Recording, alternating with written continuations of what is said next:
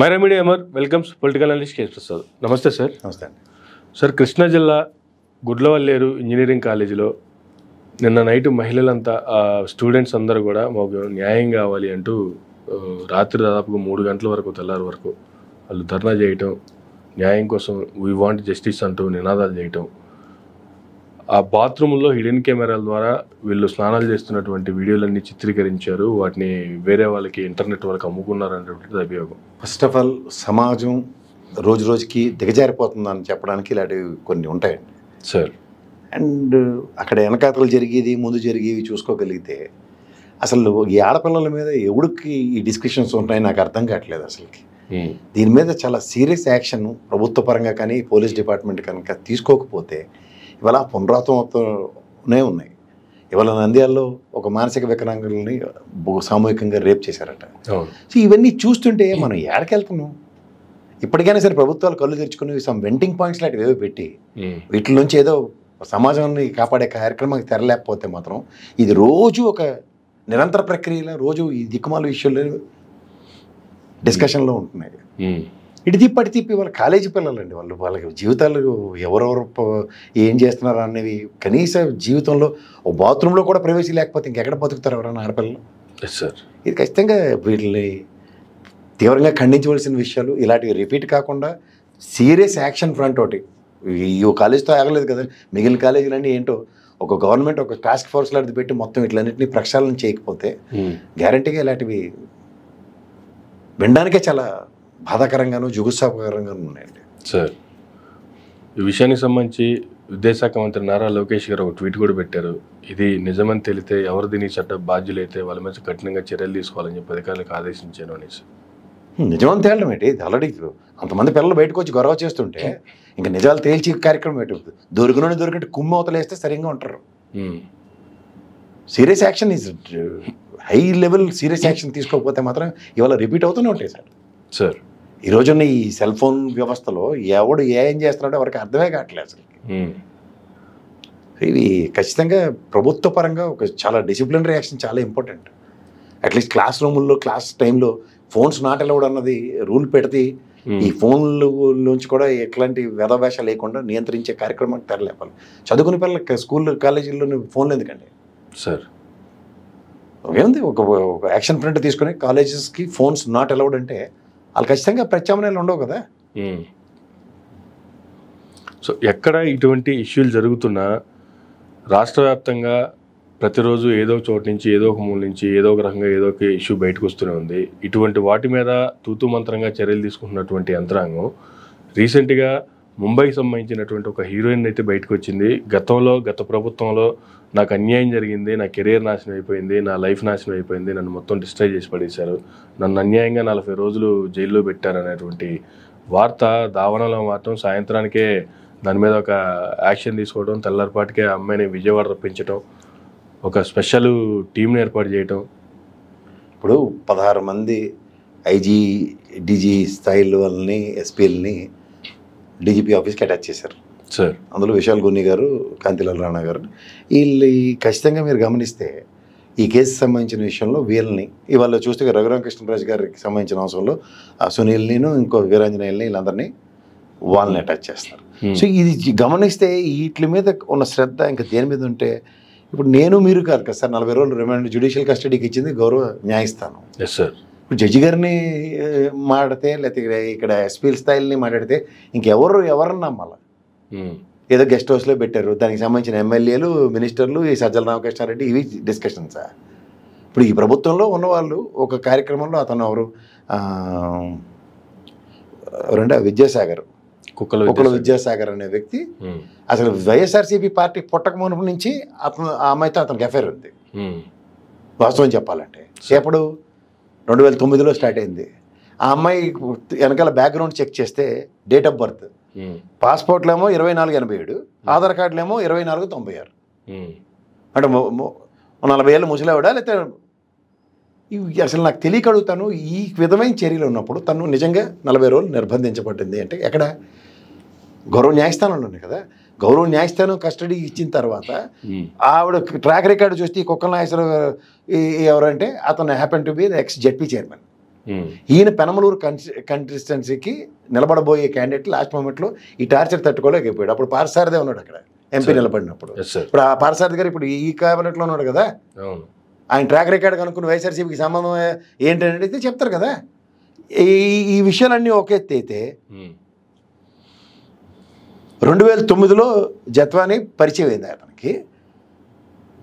Natasha అని చెప్పింది అటు పేరు. ఇదంతా ఒకటి అనుకుంటే మిస్ గుజరాత్ అని మొదలెట్టిన ఇది 2009-2012 మధ్యలో 10 సార్లు 20 సార్లు డబ్బులు డిమాండ్. 2012లో ఫస్ట్ 80,000 ఇచ్చాడు. 13లో 10 లక్షలు డిమాండ్ చేస్తే ఇవ్వకపోతే రేపు కేసు పెడతానని అప్పుడే తలకాయ నొప్పి వస్తే 2013 మే 14న 463,097 చెక్కు త్రూగా 10 లక్షలు పే చేశారు. ఎవరికి వాళ్ళ అమ్మ వాళ్ళకి. ఓకే. 15లో 4,20,000 పే చేశాడు. 16లో 18లో దగ్గర 10 లక్షలు ఇచ్చాడు. ఇవన్నీ వాళ్ళ అమ్మ అకౌంట్లోకే పంపించినారు. ఓకే. బెదిరింపు భయపడి 50 లక్షలు క్యాష్ ఇచ్చాడు ఒకసారి. జత్వాని గత 15 ఏళ్ళుగా తను బెదిరిస్తూనే ఉందట. ఇబ్రహీంపట్నం పోలీస్ స్టేషన్లో ఫిబ్రవరిలో కంప్లైంట్ ఇచ్చాడు ఇన్నాళ్ళు టార్చర్ అనుభవించి. దీనికన్నా ముందు వెనక్కి వెళ్తే ఈ అమ్మాయి యొక్క బ్యాక్గ్రౌండ్లో ఒక ఈడీ కేసు ఎదుర్కొంటుంది ఇండైరెక్ట్గాను. అండ్ ఇది కాక ఇంకొక హైలైట్ ఏంటంటే సార్, ఈవిడ బ్యాక్గ్రౌండ్ ఎలా ఉందంటే ఒక ఏషియన్ పెయింట్స్ డైరెక్టర్ని డబ్బులు డిమాండ్ చేస్తే అది అక్కడ ముంబై పోలీస్ స్టేషన్లో సెటిల్ చేశారు, కేసు పెట్టి సెటిల్ చేశారు. తర్వాత జిందాల్ స్టీల్లో వెనకాల పడింది. ఆయన ఏదో మొత్తానికి ఆ కేసులోనే ఇటు తిప్పి అటు తిప్పి విద్యాసాగర్ది ఇది అది అని చెప్పి ఈ మీడియా అదరగొట్టేస్తుంది. సో రెండోది ఒక దోపిడీ గ్యాంగులతో వ్యభిచార మూటలతో కూడా మిలాఖాతై ఈ అమ్మాయి చేసినవి ముంబై లెవెల్లో సబ్స్టాన్షియల్ ఎవిడెన్స్తో ఉన్నాయి. తర్వాత ఢిల్లీ వేదికగా ఒక 3 స్టార్ హోటల్లో రెగ్యులర్గా హోటల్ విజిట్ కూడా ఉన్నాయి. ఉపేంద్ర శ్రీవాస్తవ్ అనే వ్యక్తికి 1000 ఫోన్లు, అమిత్ సింగ్ అనే మరో వ్యక్తికి ఈ అమ్మాయి చాలా క్లోజ్. 1000 ఫోన్లు చేసి 9 ఎన్నో ఐఫోన్లు వాడుతుంది ఈ అమ్మాయి. సో ఇవన్నీ సిమ్ములు మార్చి 1000 ఫోన్లు చేసింది. ఇవన్నీ పట్టుబడిన తర్వాత ఈడీ కేసుల్లో అట్లను ప్రూవ్ అయింది. ఆ హోటల్లో 500 సార్లు ఉమేంద్ర అమిత్ సింగ్ అనే వ్యక్తిత్వంగా కార్యకలాపాలు నిర్వహించారు, బెదిరింపు కార్యక్రమాలు ఇవన్నీ సార్. అంటే ఈ అమ్మాయి క్యారెక్టర్ గురించి నేను మాట్లాడే స్థాయి నాది కాదు. ఫస్ట్ ఆఫ్ ఆల్ ఆ అమ్మాయి క్యారెక్టర్ గురించి మాట్లాడడం నాకు సంబంధం లేని విషయం. కానీ ఇక్కడికి వచ్చాకల్లా ఇంత ట్రాక్ రికార్డు ఉన్న దగ్గర ఇవాళ ఆగమేఘాల మీద రాష్ట్రంలో ఇన్ని సమస్యలు చుట్టుమిట్టాడు వస్తుంటే ఈ తీరుకొచ్చిన తారలాడిందని ఈ అమ్మాయిని తీసుకొచ్చి ఎవరిని ఉద్ధరిస్తారు? అంటే ఇక్కడ డీజీపీ ఆఫీస్కి అటాచ్ చేసిన వ్యక్తులకి ఒక్కొక్క దానికి ఒక్కొక్క దాన్ని ఇంటర్లింక్ చేస్తూ వీళ్ళ మీద చేసే కార్యక్రమానికి తెరలేపుతున్నారు. నాకు తెలిసి ఒక ఎస్ఐసిఐ స్థాయిలో హ్యాండిల్ చేసే ఇష్యూస్ని under the direction of SP ఉంటుంది అంతే కదా. మా అయితే ఆ నోటీస్లోకి వెళ్ళినప్పుడు ఇప్పుడు ఈ ఒకళ్ళ విద్యాసాగర్ అన్న వ్యక్తి కంప్లైంట్ బేస్ చేసుకునే అది టెరిటరీ అంతా బయటకు ఎస్టాబ్లిష్ అయింది. అవును, గౌరవ న్యాయస్థానం త్రూగా ఆవిడకి రిమాండ్ ఇచ్చింది కూడా. ఇవాళ ఇందులో ఆ అమ్మాయికి ముంబై డిస్ట్రిక్ట్ జ్యూరిడిక్షన్లో she had every right to complaint against police. అవును, నాకు మానసిక వేదనకు గురి చేశారు ఈ విధంగా ఉందన్నది త్రూ హైకోర్టుకి వెళ్ళినా క్రాష్ చేసుకోవాలి ఆవిడ. అవేవి జరగకుండా ఇవాళ ఆంధ్రప్రదేశ్ పోలీసులు ప్రొటెక్షన్ ఇస్తే చేస్తామంటే ఇది ఎంతవరకు సమంజసం? అంటే ఇన్ని వ్యవహారాలు బ్యాక్గ్రౌండ్లో ఉన్నా కూడా ఇవేవి సంబంధం లేకుండా అసలు ఆ అమ్మాయి చాలా శుద్ధపూస, చాలా సాంప్రదాయంగా బతుకుతుంది, ప్రశాంతంగా ఆవిడ పని ఆవిడ చేసుకుంటుంటే లేనిపోని నిందలేసి రాష్ట్రానికి తీసుకొచ్చి అల్లరి చేశారు అనేటువంటి యాంగిల్ మాత్రమే ప్రొజెక్ట్ చేస్తున్నారు. ఇప్పుడు వాళ్ళు ప్రొజెక్ట్ చేయడానికి ఏముందండి, వెనకతలో ఒక వేపనయ్య ఏమో మేకను తీసుకెళ్తుంటే అది కుక్క అని చెప్పినట్టు వీళ్ళగా వ్యవస్థ మీడియా వ్యవస్థల త్రూగా ఓదరగొట్టి బెదరగొట్టి రోజు అదే సేవ అయితే ఏడు చేస్తారు ఎవడైనా సార్. అందులో ఆడపిల్ల ఆ విషయం ఎవరైనా మాట్లాడడానికి వెనక ముందు ఆలోచిస్తారు. ట్రాక్ నేను కూడా ఆ ఎఫ్ఐఆర్ కాపీ అండ్ గౌరవ న్యాయస్థానం ఇచ్చింది ఇంట్లో తీర్పు అంటే జ్యుడిషియల్ కస్టడీకి ఇచ్చిన ప్రొసీడింగ్స్ చూస్తే నేను మాట్లాడుతున్నా సార్. సో ఇవి చూస్తే తర్వాత జరిగిన కాన్సిక్వెన్సెస్ అని ఎక్కడికక్కడ ఇంటర్లింక్ చేసుకుంటే తెలుస్తుంది. నిజంగా అమ్మాయికి అన్యాయం జరిగింది అంటే పక్క రాష్ట్రమైనా ఏ రాష్ట్రమైనా మన రాష్ట్రంలో అన్యాయం జరిగింది కాబట్టి న్యాయం చేయడంలో తప్పు లేదు. బట్ ఆ అమ్మాయి క్యారెక్టర్ ఏంది, లేదంటే ఆ అమ్మాయి వెనకున్నటువంటి బ్యాక్గ్రౌండ్ ఏంది, ఏ విధంగా అసలు ఈ కేసు అయింది అనేది కూడా పరిశీలించాల్సిన అవసరం అయితే ఉంటుంది కదా. ఎంతసేపటికి అమ్మాయి అన్యాయం జరిగింది ఒక యాంగిల్ ఒకటే, అదొకటే ఉంటుంది వెనకాతలు, ఇంకా మీ బ్యాక్గ్రౌండ్ మ్యూజిక్ ఇంకేం లేదు. ఇది ఒకటే పెట్టి అదరగొట్టి బెదరగొట్టి సాగుకొడుతున్నారు అందరినీ. టార్గెట్ ఇక్కడ ఆఫీసర్లకి సహకరించినటువంటి పార్టీ అంతే. ఇప్పుడు దీని చుట్టూ సజ్జల రామకృష్ణారెడ్డి, ఇంకా జోగి రమేష్, ఈ పెనమలూరు నియోజకవర్గం, దీని మీద ఎవరు ఏం మాట్లాడరు. వెనక పార్థసారథి గారు లాంటి వ్యక్తి గ్యారంటీగా చెప్పాలి, ఏ పార్టీ లేదా బాబు టికెట్ ఇస్తానంటేనే డబ్బులు లేక నాకు మానసిక పరిస్థితి బాగోలేదని చెప్పి నన్నే ముంచిపోయినాడు ఎంపీ నిలబడినప్పుడు అని డైరెక్ట్ చెప్తే పని అయిపోయింది. ఇప్పుడు దానికి పార్టీని ఇంటర్లింక్ చేస్తే ఎవడేట్ చేస్తాడు? ఇక ఒకరు విద్యాసాగర్ వాళ్ళ నాన్నగారు జడ్పీ చైర్మన్ కాంగ్రెస్ అయ్యిండ్రు, దీని వైఎస్ఆర్సీపీ ఈ టా గురించి ఒకటి పెట్టారంటే ఇంక చాలు. ఇంకా సార్ ఇప్పుడు నాకు తెలియగడుగుతాను, రాష్ట్రంలో ఈ ఎలకాయలకు ఉన్న గొల్లెల వ్యాపారాల మీద చర్చలే తప్ప పనికిమాలిన విషయాలని నేను చెప్పాలి గ్యారంటీగా. ఈ పనికిమాలిన చెత్త విషయంలో, శాంతి భద్రతల విషయంలో విఘాతాలు కలుగుతున్నవి ఎక్కడ చర్చనీయాంశాలు కాకుండా, వీళ్ళు ఎప్పుడైతే ఈ 6 హామీలతో అధికార స్థాపన జరిగిన తర్వాత 6 హామీల మీద ఎగ్జిక్యూషన్స్కి ఇప్పటికీ అతిగతి లేనప్పుడు ఈ జరుగుతున్న ఈ ఘోరాలు, మోసాలు, వీటి మీద అనవసరమైన ఏదో డైలీ సీరియల్ నడిపించే కార్యక్రమంకి తెరలేపితే ఇది ఎక్కడ బాధ అండి? అంటే ఒక పక్క రాష్ట్రంలో శాంతి భద్రత లేవని చెప్పి జనాలు బయటకు వచ్చి గొడవ చేస్తున్నప్పటికీ, రైతులు బయటకు వచ్చి గొడవ చేస్తున్నారు, స్టూడెంట్లు బయటకు వచ్చి గొడవ చేస్తున్నారు. ఇటువంటివన్నీ పక్కన పడేసి పార్టీకి సంబంధించో గత ప్రభుత్వానికి సంబంధించో ఏ చిన్న లూప్ హోల్ దొరుకుతుంది, ఏది దొరికినా దాన్ని ఏ విధంగా దాన్ని చిన్న లూప్ హోల్ని పెద్ద లూప్ హోల్ ఎలా చేయాలా దాన్ని అనేటువంటి యాంగిలే తప్ప ప్రతిదానికి ఏంటంటే ఉదయం తీసుకెళ్ళి పొగెట్టేస్తున్నారు, మంట ఎట్టేస్తున్నారు. మంట మీద నీళ్ళు చల్లేగానే, అంటే నీళ్ళు అంటే నిజాలు చెప్పి డిస్కషన్ అవగానే నెక్స్ట్ ఇంకో ఇష్యూ. అలా రోజుకోటి, రోజు పేడ, రోజు ఇసుక, రోజు చెత్త చెదరు ఎత్తుకుని ఎన్నాళ్ళు తిరుగుతారు. ఇది ఎన్నాళ్ళు ఈ కాలక్షేపం? కేవలం ఢిల్లీ ప్రజల్ని పక్కదారి పట్టించడానికి. ఇప్పుడు ఎలక్షన్స్ ఎప్పుడైతే జరిగిన తర్వాత జాతీయ స్థాయిలో ఎలక్షన్ కమిషన్ మీద అన్ని పార్టీలు సమాయత్తమై ఒకసారి అన్న దగ్గర సార్ ప్రతి పార్టీకి ఇప్పుడు ఆంధ్రప్రదేశ్లో జగన్మోహన్ రెడ్డి మన ఢిల్లీ వేదికగా చేసిన కార్యక్రమంలో ఖచ్చితంగా మిగిలిన పార్టీలన్నీ అలా అయిన ఛాన్సెస్ ఉన్నాయి. సో దాన్ని నిలువరించాలంటే ఏం చేయాలి? రాజ్యసభలో ఎంపీలు చెదరవదర చేస్తున్నారు. ఇక్కడికి వచ్చాక ఈ శాంతి భద్రతల విషయంలో చెప్పింది ఏంటి, జరిగింది ఏంటి, నువ్వు చేస్తుంది ఏంటి అన్న దాన్ని ప్రశ్నిస్తే 34 ఇన్సిడెంట్స్ 40 ఇన్సిడెంట్స్ ఆయన చెప్పిన దానికి ఇది ఇలాగే జరుగుతున్నాయి అన్నది ప్రూవ్ చేసే కార్యక్రమంలో ఉంది. సమాధానం ఇవ్వాల్సిన దేనికి సమాధానం ఇవ్వట్లేదు, పట్టించుకోవాల్సింది దేన్ని పట్టించుకోవట్లేదు. ప్రభుత్వం వచ్చిన దగ్గర నుంచి చూసుకుంటే మీరు అన్నట్లుగా మదనపల్లి అక్కడ ఫైల్స్ తగలబడిపోయినాయి. ఆ తర్వాత విజయసాయిరెడ్డి గారు, శాంతి గారు, ఆ తర్వాత ఎమ్మెల్సీ దువ్వాడ గారు, వాణి గారు, మాధురి గారు, ఇప్పుడు ముంబైకి సంబంధించినటువంటి హీరోయిన్. అట్లీస్ట్ వీళ్ళైతే రాష్ట్రానికి సంబంధించినటువంటి వ్యక్తులు ఒక చర్చ నడిపిన వ్యక్తులైనా సరే వాళ్ళు పర్సనల్ అండి. వాళ్ళ ముగ్గురిలో 3 పేర్ల జుట్లు బీక్కు చచ్చింది కూడా మనకు చర్చనీయాంశం చేస్తే మనం చేస్తుంది దానికి. సో ఎంతకాలం అంటే ఏదో ఒక రకంగా ఏదో ఒక ఇష్యూని ఇలా పక్కదారి పట్టిస్తూ వస్తున్నటువంటి వార్తలు దేన్ని పట్టించుకో, దేనికి సమాధానం చెప్పాల్సిన అవసరం లేకుండా ఉండడానికి మాత్రమే అధికారులు ఉంటే సమాధానం చెప్పక్కర్లేదు. అంతే. ఈ విధంగానే జరుగుతుంది. మీరు గమనించండి. ఈ ఇష్యూ 2 రోజుల్లో ప్యాసివ్ అవుతుంది. విజయసాయిరెడ్డి చూస్తే within span of no time ఇది అయిపోయింది. దోవాడ శ్రీనివాస్ వాళ్ళంతా వాళ్ళే కాంప్రమైజ్ అయిపోయారు. 3 రూపాయలు కొట్టుకు వచ్చిన తర్వాత ఇంట్లో వాళ్ళే పంచాయతీలు తీర్చుకుంటారు కదా, అదే అయిపోయింది. ఏదే ఇష్యూ ఇప్పుడు ఈ అమ్మాయిని తీసుకొచ్చారు, ఇది 4 రోజులు అడవాడు చేసి మళ్ళీ సేమ్ ఓల్డ్ స్టోరీ.